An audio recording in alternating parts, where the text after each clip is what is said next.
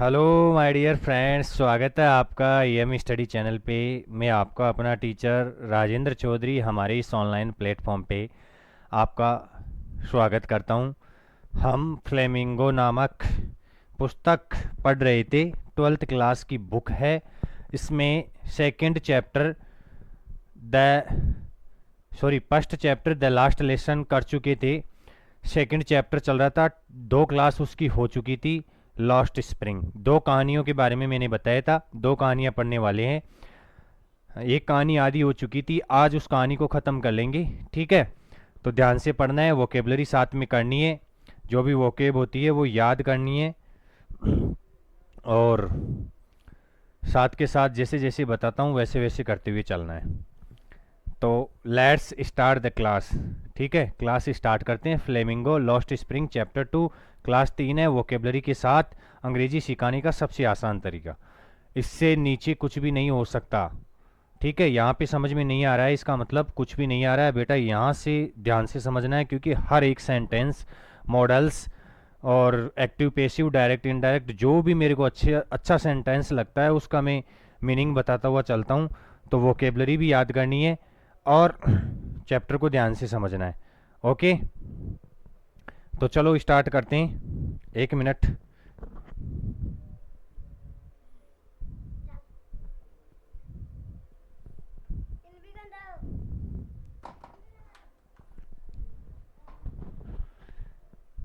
तो स्टार्ट करते हैं, ठीक है। कोई दिक्कत, कोई समस्या? पहले पानी पी लेता हूँ, क्योंकि गर्मी का मौसम है। ऐसी भी इतना ठंडा नहीं करती है।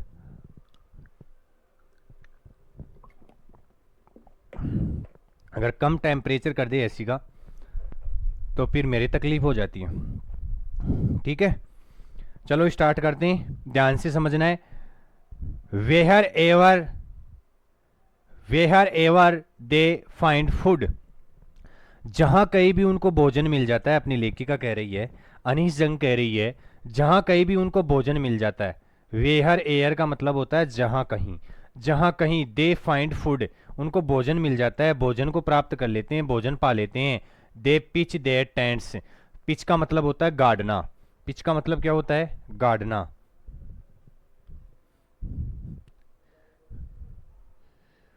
पिच का मतलब होता है गाड़ना। ठीक है, तो दे पिच देयर टेंट्स, तो वहीं पे अपने तंबू गाड़ देते हैं बेटा, वो अपने टेंट लगा लेते हैं। दैट बिकम ट्रांजिट होम, जो उनके क्या होते हैं? ट्रांजिट होम होते हैं, अस्थायी घर होते हैं। ट्रांजिट का मतलब होता है अस्थायी।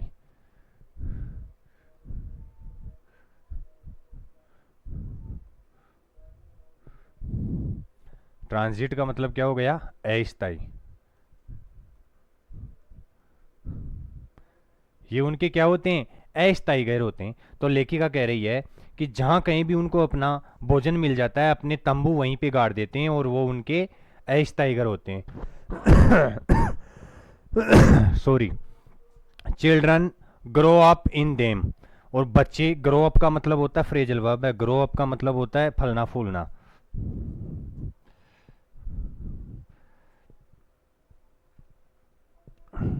ग्रो अप का मतलब क्या होता है? फलना फूलना।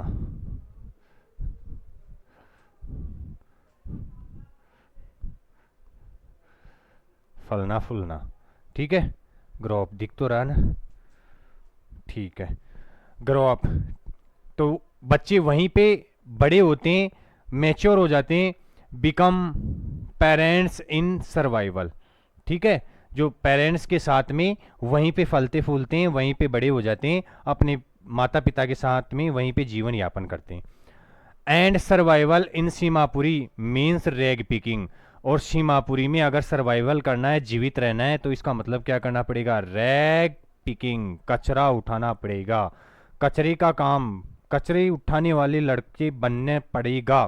ठीक है, अगर सीमापुरी में रहना है, सीमापुरी में जीवित रहना है, तो कचरा बीनने का काम करना ही करना पड़ेगा।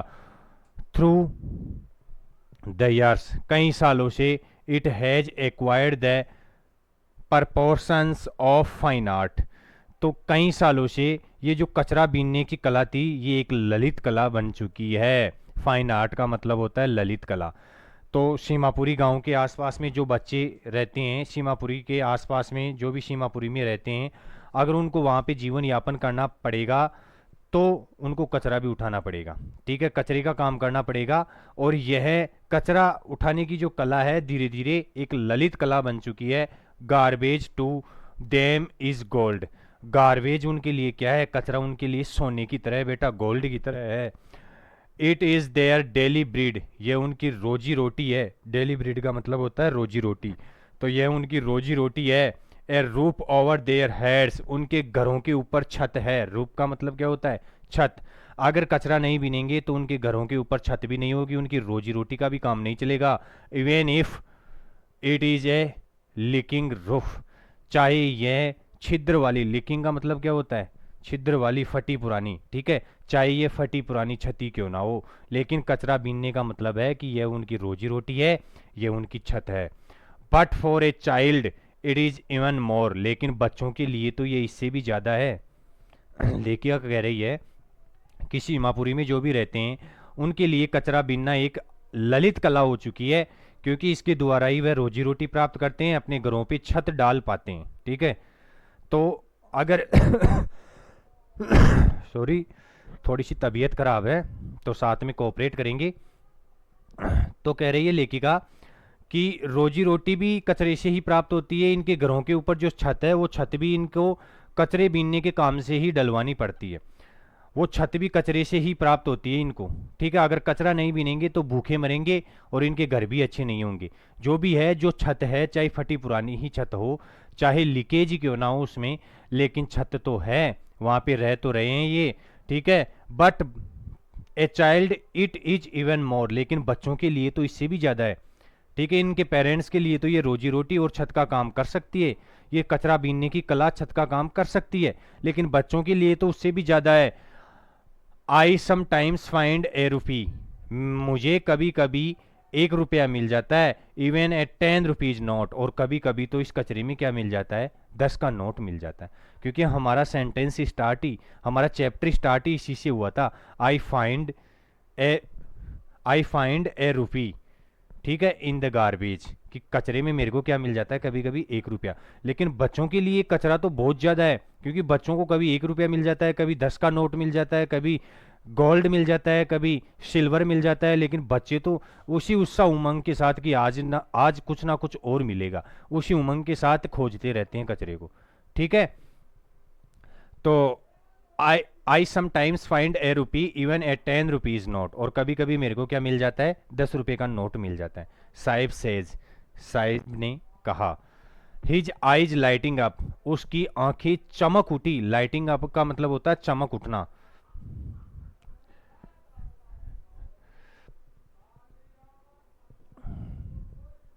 लाइटिंग अप फ्रेजल वर्ब है बेटा, इसका मतलब होता है चमक उठना, चमक उठी। तो ऐसा कहते ही साहिब की आंखें चमक उठी। When you can find A silver coin in A heap of garbage, when you can find, जब तुम्हें मिल सकता है, ए सिल्वर कॉइन, एक चांदी का सिक्का, इन ए हीप ऑफ गार्बेज, कि कचरे के ढेर में अगर कभी तुम्हारे को चांदी का सिक्का मिल जाए या चांदी की कोई वस्तु प्राप्त हो जाए, ऐसा कहते ही अपने साहिब की आंखें चमक उठती है। यू डोंट स्टॉप स्क्राउजिंग, तो तुम कभी इसको खोजना बंद नहीं करोगे। स्क्राउजिंग का मतलब क्या होता है, खोजना।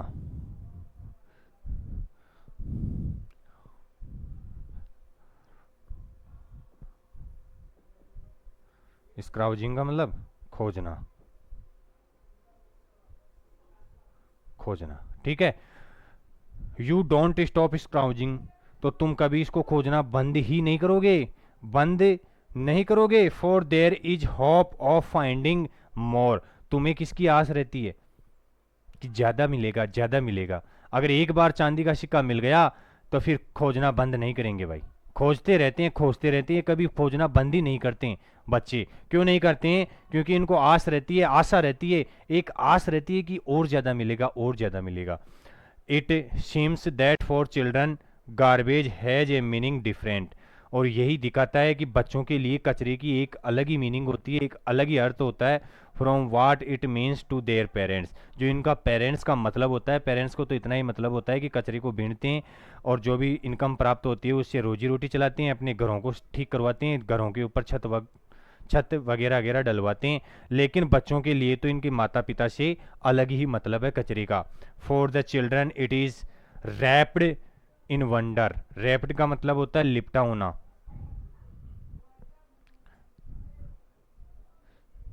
रैप्ड का मतलब क्या होता है? लिपटा होना।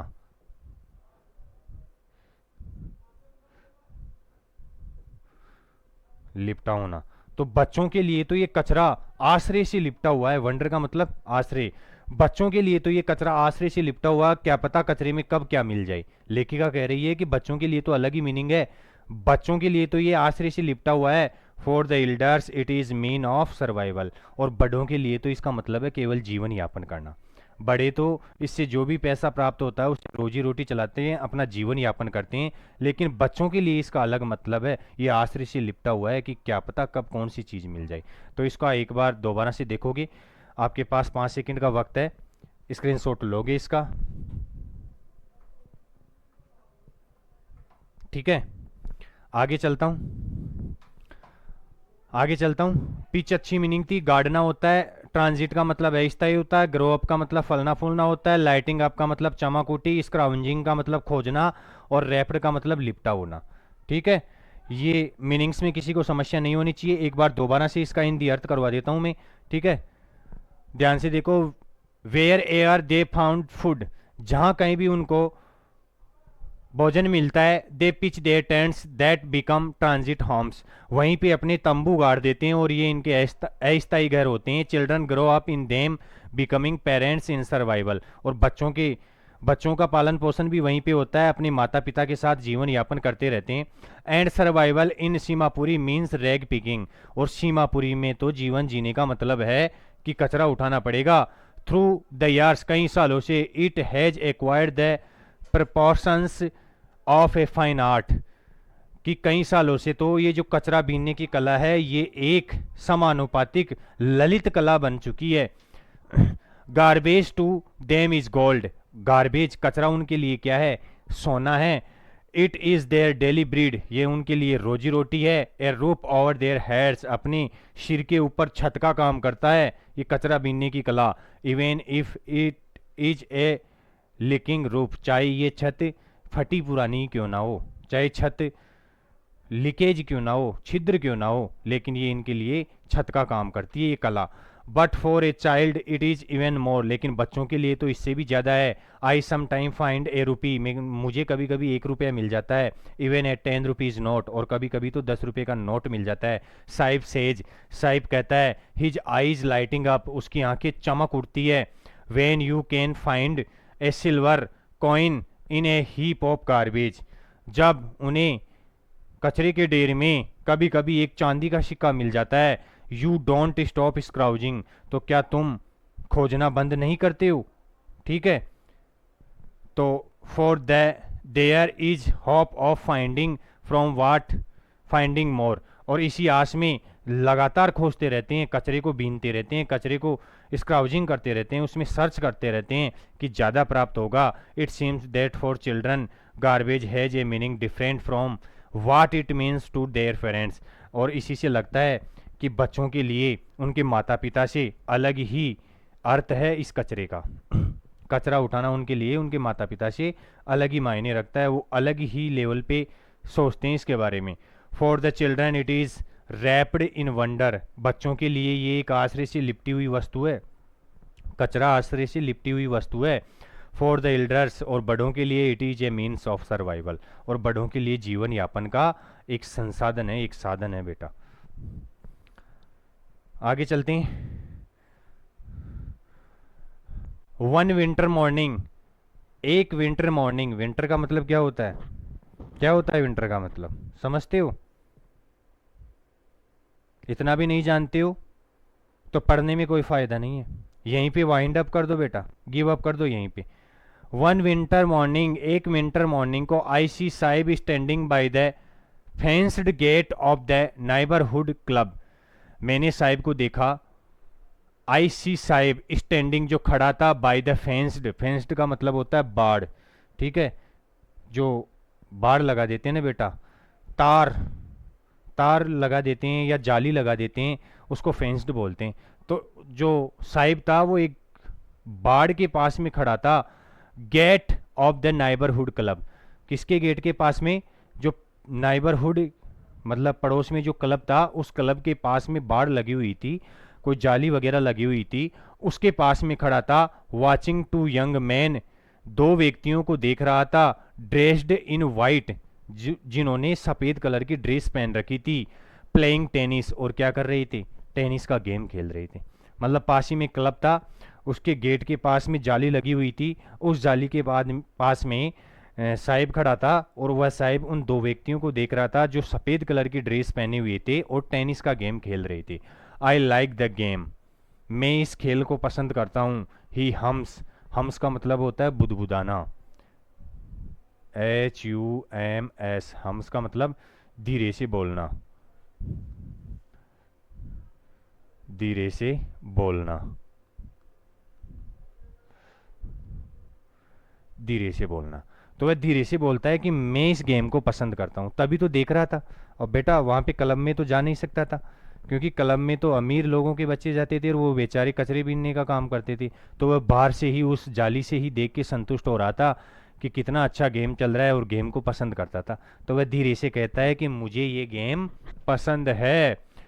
कंटेंट टू वॉच, कंटेंट का मतलब होता है संतुष्ट। It standing behind the fence, उस जाली से बाहर से देखते हुए ही वह संतुष्ट था, कि उस गेम को जाली के बाहर से देख रहा था खड़ा खड़ा, और वहीं से संतुष्ट हो रहा था उस गेम को देख के। ठीक है, अगर किसी का फेवरेट गेम होता है और उसको देख भी लेते हैं ना, तो बेटा संतुष्टि का भाव आ जाता है अपने अंदर। ठीक है, तो उसको भी संतुष्टि लग रही थी कि चलो, खुश हो रहा था वो बाहर से ही देख के। केवल इतना कहता है कि मेरे को ये गेम पसंद है। आई गो इनसाइड, मैं अंदर गई। When no one is around, जब वहां पे कोई नहीं होता है। ठीक है, I go inside when no one is around, he admits. अच्छा, साहिब कहता है कि आई गो इनसाइड, मैं कभी कभी अंदर चला जाता हूँ। नो वन इज अराउंड, जब आसपास में कोई नहीं होता है, पूरा क्लब खाली होता है, कोई खेलने वाला नहीं होता है, तो मैं कभी कभी अंदर चला जाता हूँ। ही एडमिट्स, वह आगे कहता है। ठीक है, वह आगे जोड़ता है अपनी बात को कि मैं कभी कभी इस क्लब के अंदर चला जाता हूँ, जब कोई भी नहीं होता आसपास में, तब इस क्लब में चला जाता हूँ। The gatekeeper lets me use the swing, और जो गेट कीपर है, जो गार्ड है, वो गेट कीपर भी मेरे को क्या कर देता है, कभी कभी स्विंग दे देता है। वो टेनिस को खेलने की होती है ना बेटा, स्विंग, वो दे देता है खेलने के लिए। Sahib too is wearing tennis shoes, Saheb ने भी क्या पहन रखे थे, टेनिस गेम के शूज पहन रखे थे। That's look strange over his, जो उस पे क्या लग रहे थे, अजीब लग रहे थे। स्ट्रेंज का मतलब क्या होता है, अजीब। अब इतनी छोटी मीनिंग तो शायद क्या करूँ, स्ट्रेंज का मतलब तो अजीब होता है। ठीक है, जो उस पे अजीब लग रहे थे, टेनिस के शूज पहन रखे थे उसने, अजीब तरीके से लग रहे थे वो। डिसकलर्ड शर्ट एंड शॉर्ट्स, और एक शर्ट पहन रखा था और एक शॉर्ट्स पहन रखा था, नेकर पहन रखा था, जो अलग अलग कलर के थे। Someone give them to me, किसी ने मुझे दिया है, और अपनी लेखिका से कहता है कि किसी ने मुझे ये दिए, इसीलिए मैं पहन रखा हूँ। ही सेज, वह कहता है, in the manner of explanation, एक विवरणात्मक भाव से कहता है कि किसी ने मुझे दिया है और मैं पहन रखा हूँ। टेनिस के तो शूज पहन रखे थे, और शॉर्ट्स पहन, नेकर पहन रखा था, और ऊपर शर्ट पहन रखी थी, जिनके कलर भी अलग अलग थे, मैच नहीं खा रहे थे।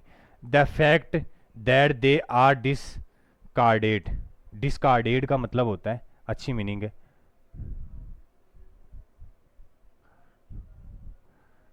डिसकार्डेड, डिसकार्डेड का मतलब होता है त्यागे हुए।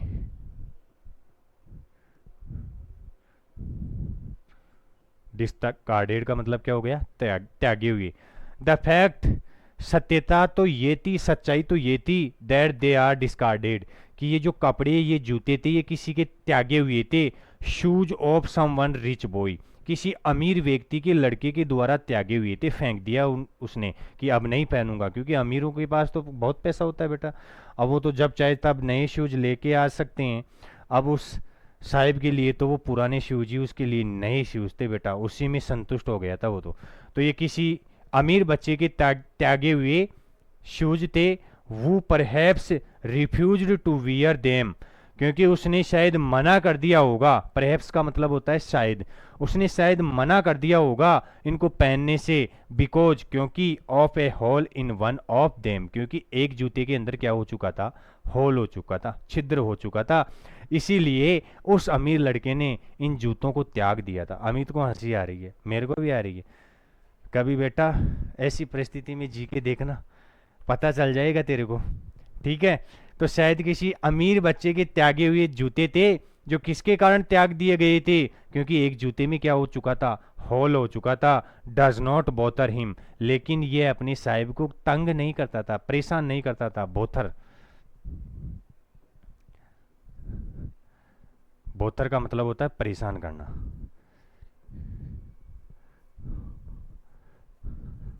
परेशान करना, तो हमारे साहिब को तो ये परेशान नहीं करता था।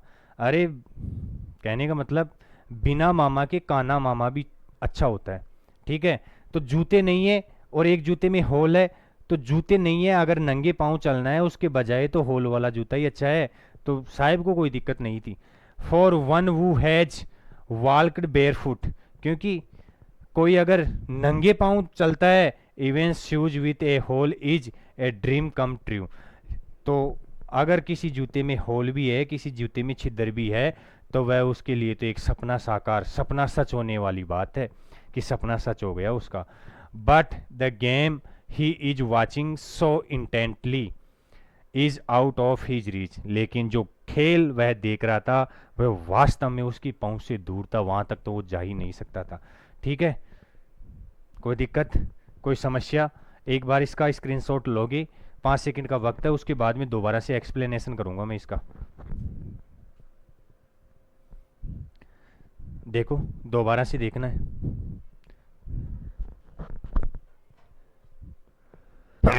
Sorry. One winter morning I see Saheb standing by the fenced gate of the neighbourhood club. मैंने एक सुबह, एक सर्दियों की सुबह साहिब को एक जाली के पास देखा, जो नाइबरहुड, जो पड़ोस में ही जो क्लब था उसके गेट के पास में जाली लगी हुई थी, उसके पास में खड़ा देखा उसको।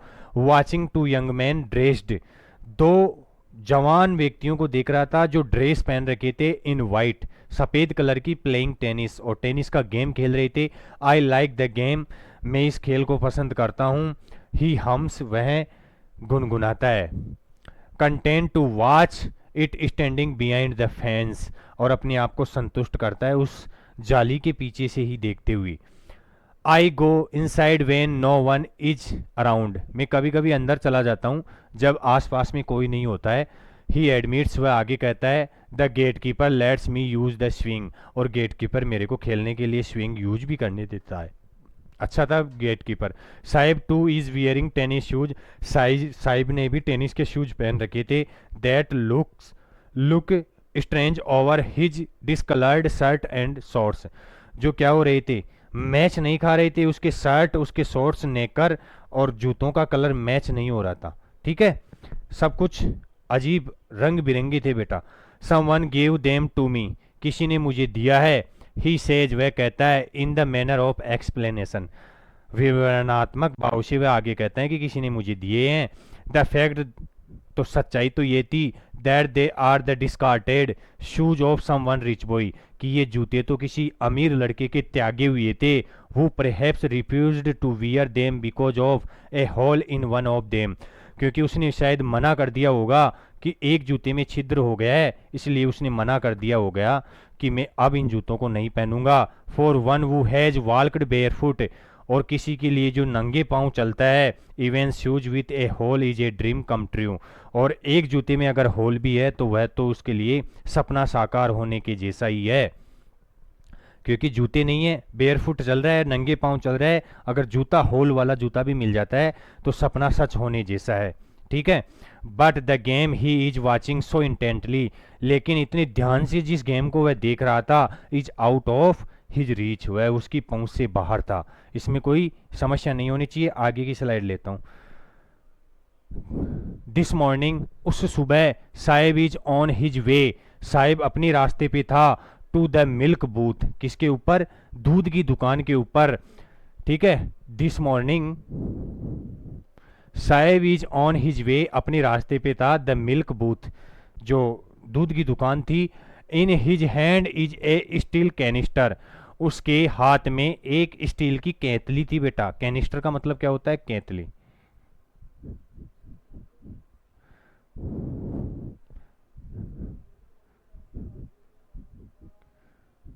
केतली, ऐसे ही लिखते हैं शायद, ऐसे लिखते होंगे, केतली, ठीक है। कैनिस्टर का मतलब केतली, जिसमें चाय डाली जाती है।